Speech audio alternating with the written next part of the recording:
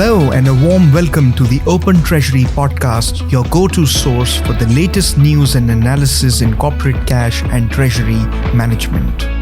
This show is brought to you by CTMfile.com and the Treasury News Network, where treasury professionals learn and share the information that matters most.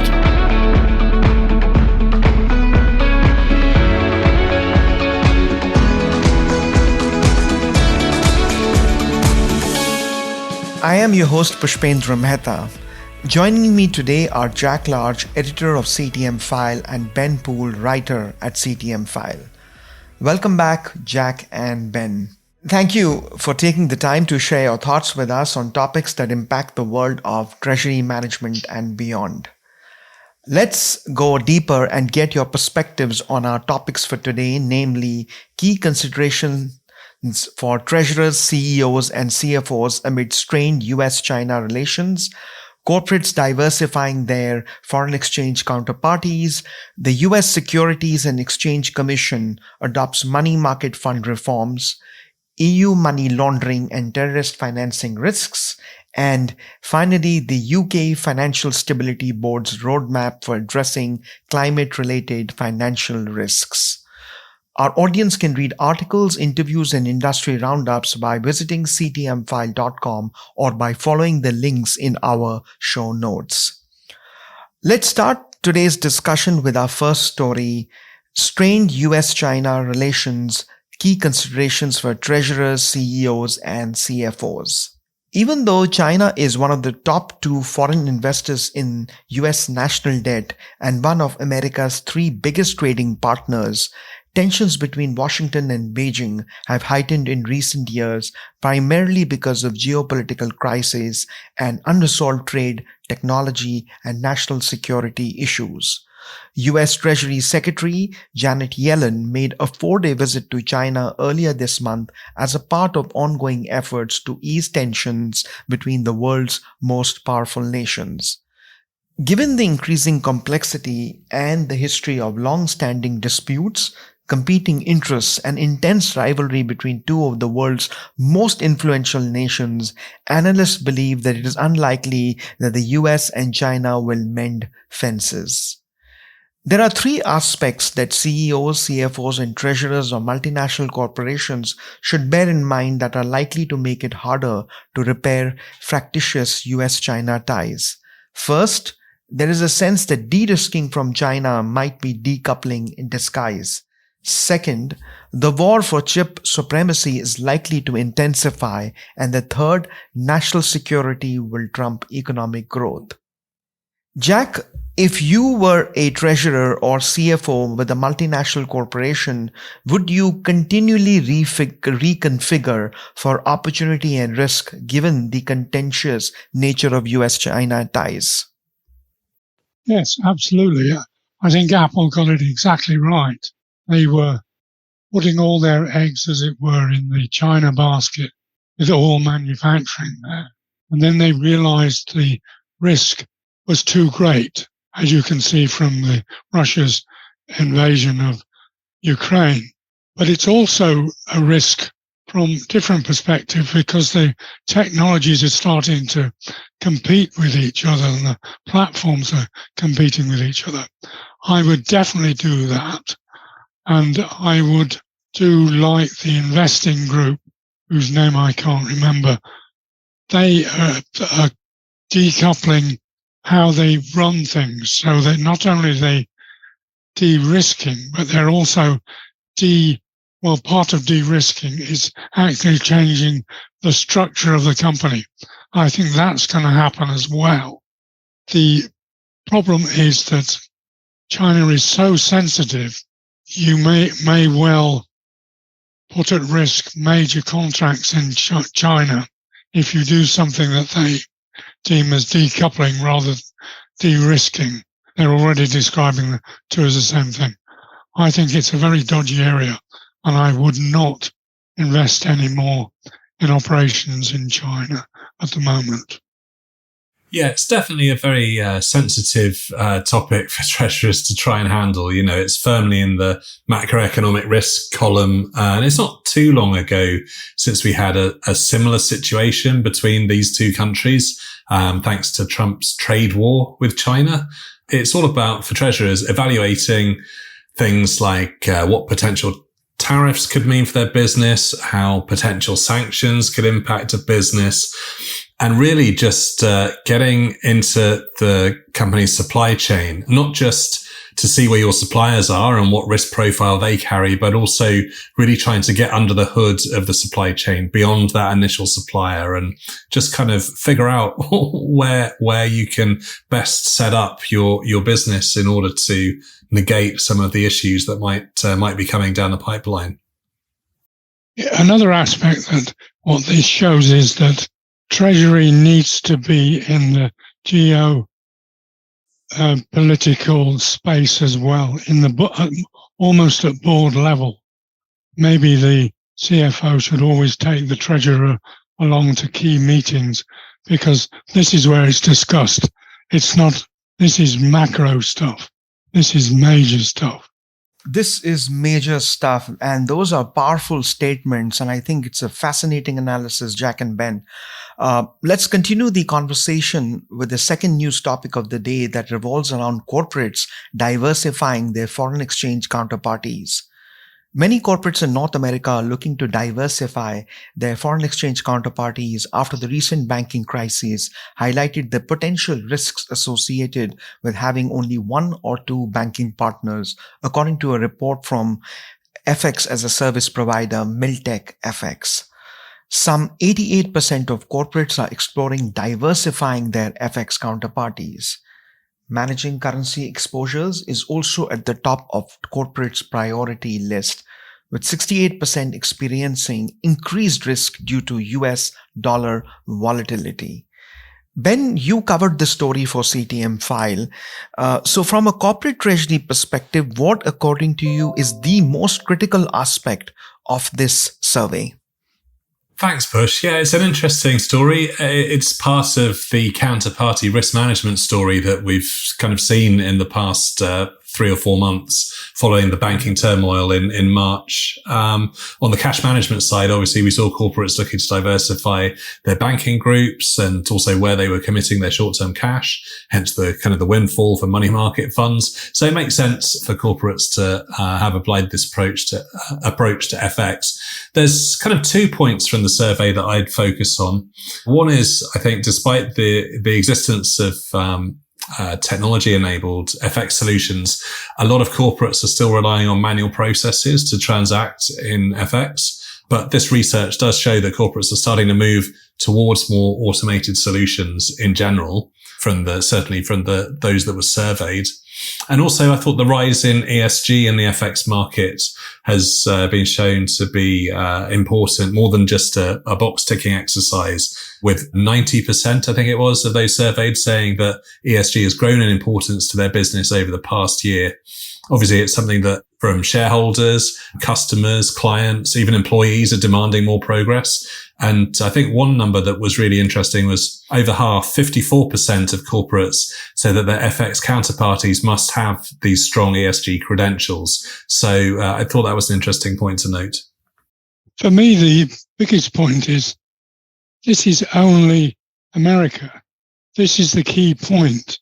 The lack of foreign exchange ability and the proportion of manual processes still existing in 2023 is amazing.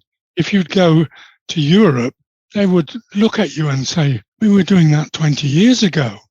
Shows how far behind US corporates are generally in managing foreign exchange and the different aspects of it.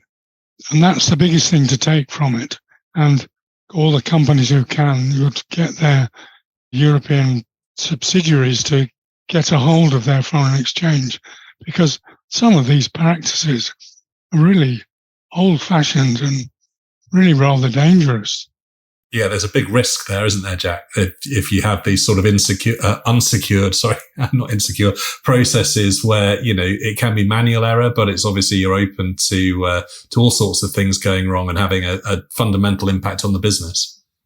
Yeah, I mean, the final comment, ultimately the researchers highlighted it's more important than ever that companies gain a transparent view of their foreign exchange execution. European treasury will just go, what are you talking about? I think it really shows one of the key weaknesses in the US economy is their grasp of foreign exchange dealing and the risks involved and the counterparty risks and so on is not really understood by an awful lot of US corporates.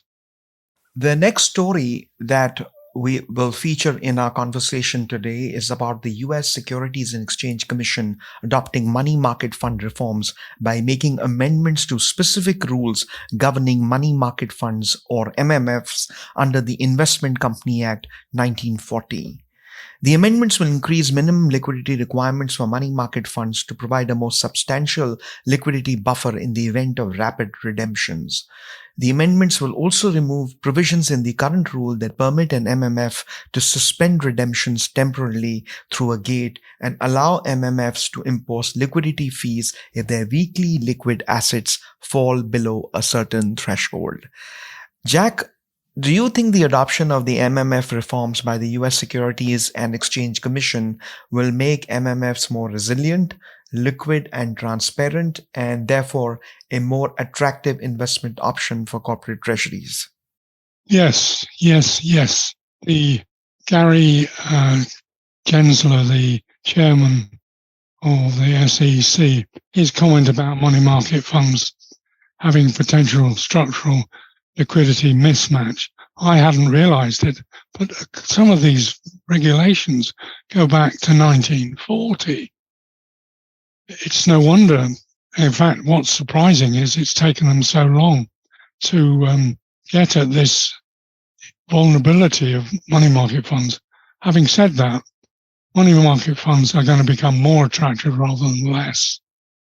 Yeah, there was definitely a worry before the adoption was announced that particularly if the swing pricing proposal had come in, that could essentially kill prime money market funds in the US, which is an important source of funding for corporates on one side, because prime funds account for a major percentage of the overall commercial paper market.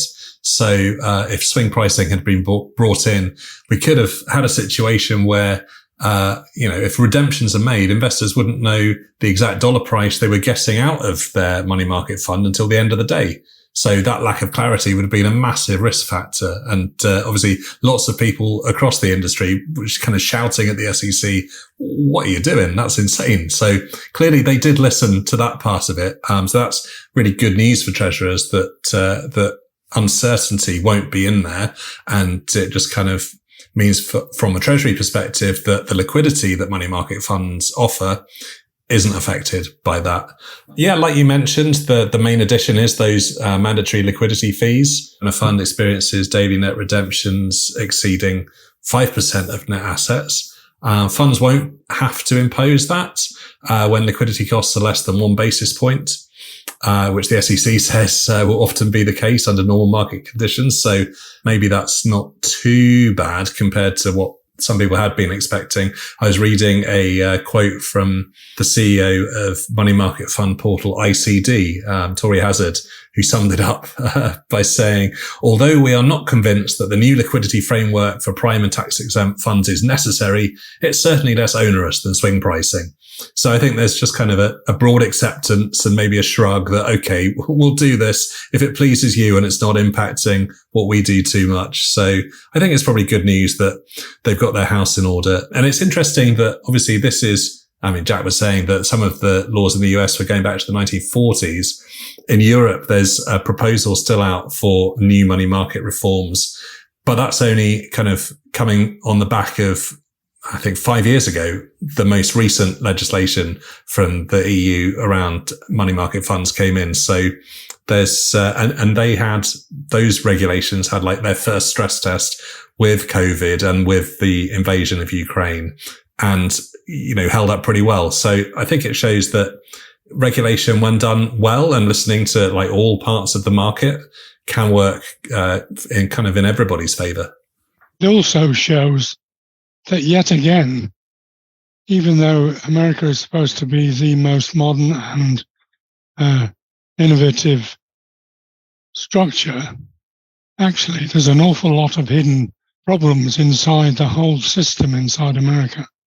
Well, Jack, I couldn't agree with you more. As they say, the obvious isn't always apparent. Let's move forward to the fourth topic in today's discussion, which is about money laundering and terrorist financing risks in the European Union. The European Banking Authority, or EBA, has published its fourth biennial opinion on the risks of money laundering and terrorist financing affecting the European Union's financial sector.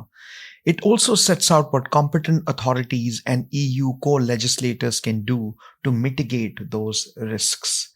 The EBA issues this opinion against the background of a changed risk landscape which impacts institutions, anti-money laundering, and countering the financing of terrorism compliance and competent authorities' approaches to supervision. Ben, while the awareness of money laundering and terrorist financing risks is increasing across all sectors, what, according to you, are the top two risks or the most important aspect identified in the latest EBA opinion, which EU corporate treasurers should pay more attention to or most attention to? Thanks, Push. Like you said, this is the opinion, but it's like a biannual opinion. So the most interesting thing for me was just how they summed up how the risk landscape has changed in the past 2 years, highlighting geopolitical events like the invasion of Ukraine, as well as emerging risks, although, they've been with us for a while, such as corruption and laundering proceeds from environmental crime and cyber crimes. So old kind of habits, but from new sources. Obviously, this is looking at how banks manage AML and counter-terrorist financing, but it can have severe impacts on treasurers, specifically around things like KYC.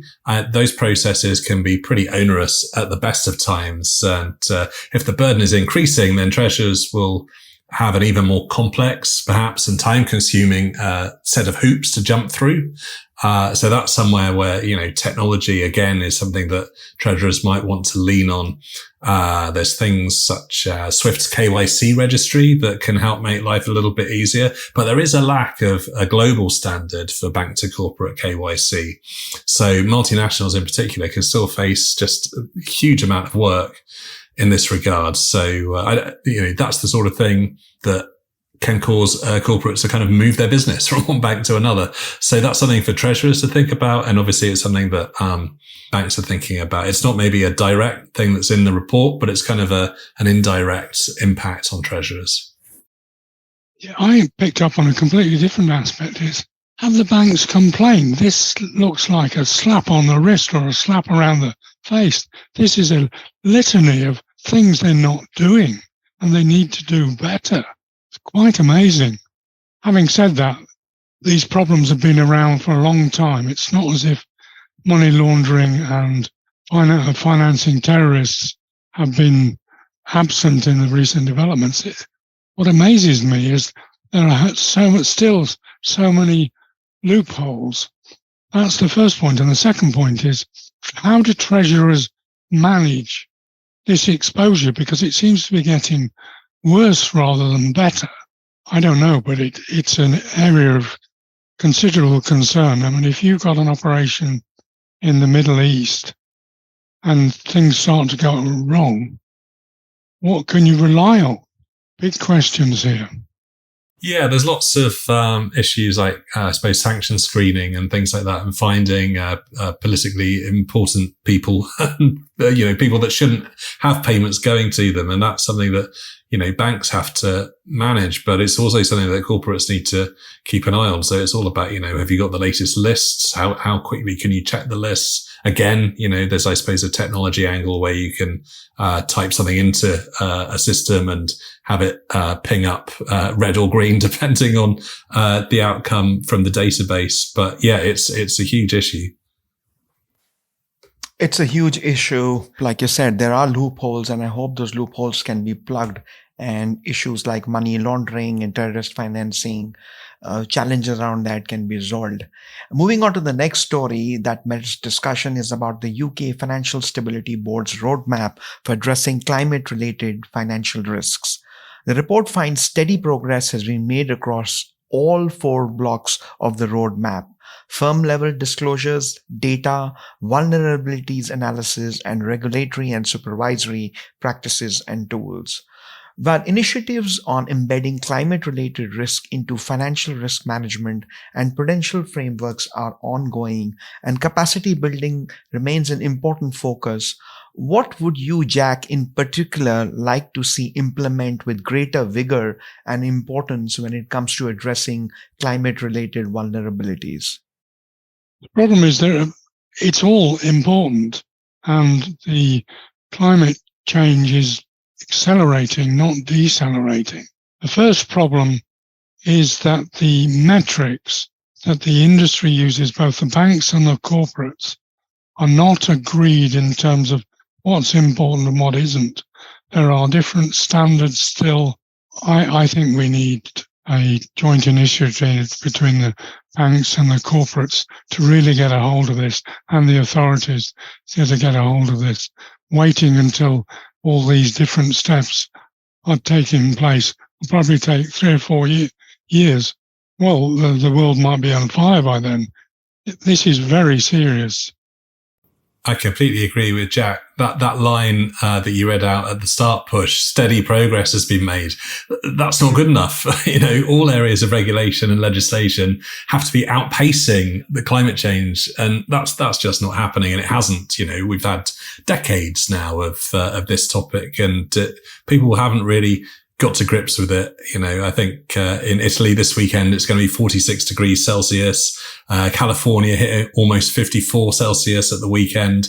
So, obviously the FSB is trying, and it's doing its best and reporting the progress. But I think this is somewhat symptomatic of the overall problem. From a corporate perspective, I'd mentioned that in the same day's industry roundup on CTMfile, we had some research from Clarity AI that showed how ESG related controversial incidents can have a real and lasting impact on share prices.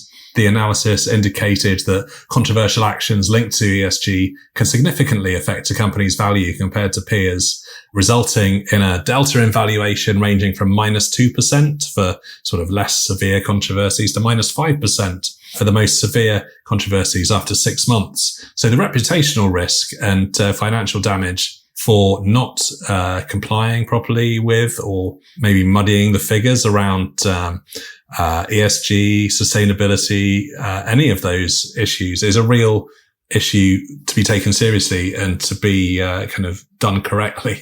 So with the frameworks steadily getting improved, it's something that corporates need to make sure is in order in their house before the regulators get any tighter on it.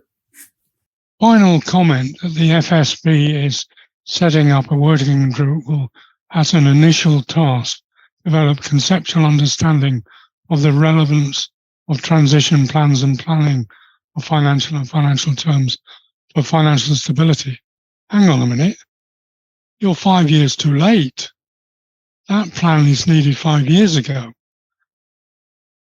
The problem for corporates is how they managed and survived during the problems that are going to emerge. And there's no clear path as far as I can see. So the involvement of Treasury at the board level becomes more important as this becomes the biggest risk of all. Yeah, it becomes like an existential risk almost, doesn't it? It's like, where are our offices? Are they, near an area that's now having wildfires every year? Are they in a frequent flooding zone? Are they too near the sea, but in 5 years will be underwater? These are just massive earth-changing questions. And, I think we're definitely losing the battle.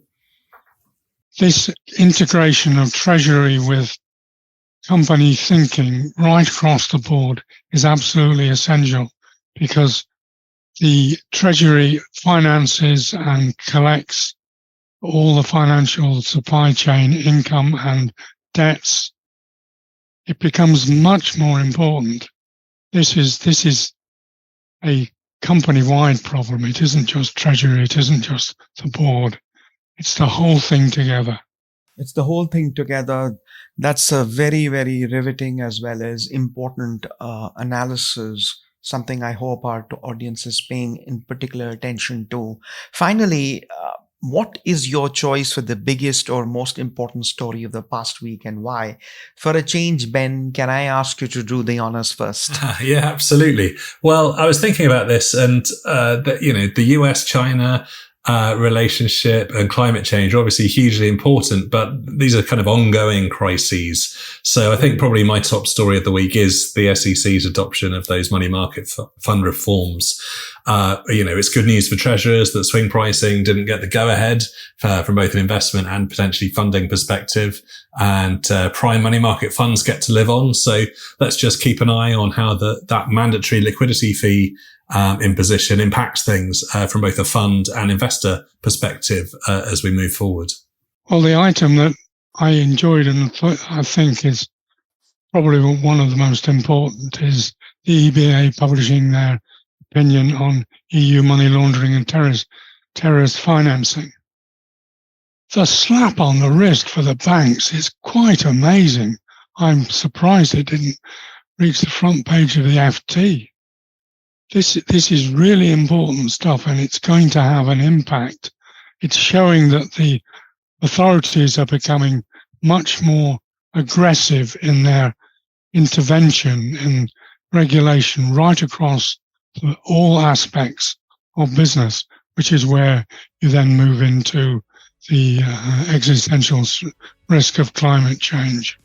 A big thank you to you, Jack and Ben, for your time and your valuable perspectives. We would also like to thank our CTMfile audience for joining us on this edition of Open Treasury. Please subscribe and look in the show notes for the article links. Thank you and have a great week.